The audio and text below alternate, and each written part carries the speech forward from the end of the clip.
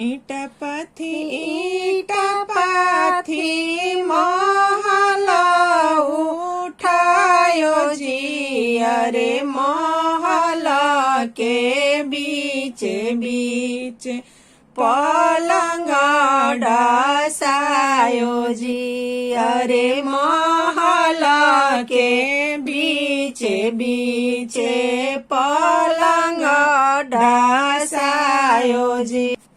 ताही पलंगे सुतेला बेटी के पापा जी। सिरहानवा बेटी के आमा बेनिया डोलावे जी।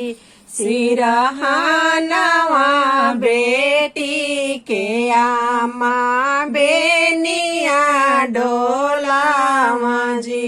थोड़ा डोले बेनिया बहुत होला बात जी। अरे हमारा कौन बेटी के काई देबो दहेज जी। अरे हमारा कौन बेटी के काई देबो दहेज जी।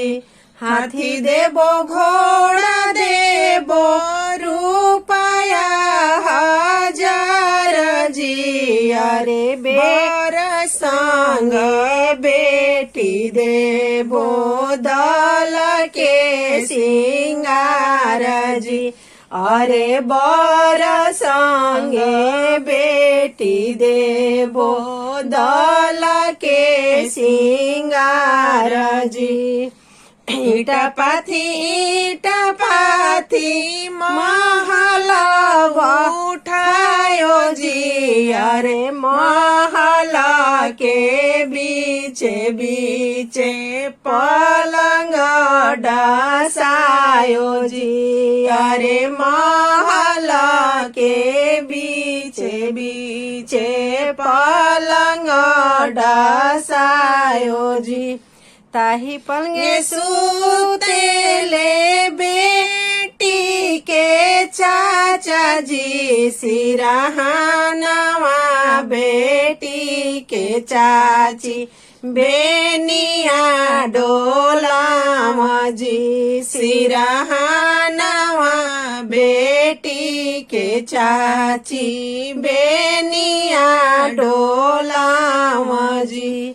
थोड़ा डोले बेनिया बहुत होला बात जी। अरे हमारा कौन बेटी के काई देबो दहेज जी। अरे हमारा कौन बेटी के काई देबो दहेज जी।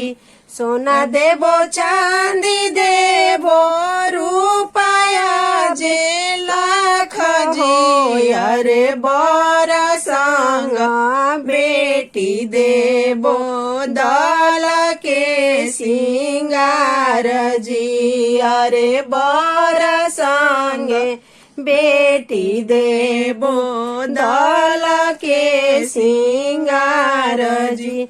ईटा पाथी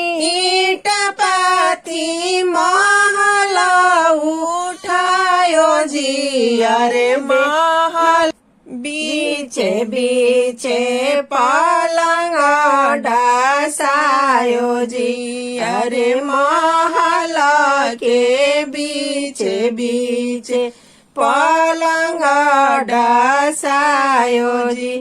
ताही पलंगे सुतेले बेटी के भैया जी। सिरहानवा बेटी के भाभी बेनिया डोलावा जी। सिरहानवा बेटी के भाभी बेनिया डोलावा जी।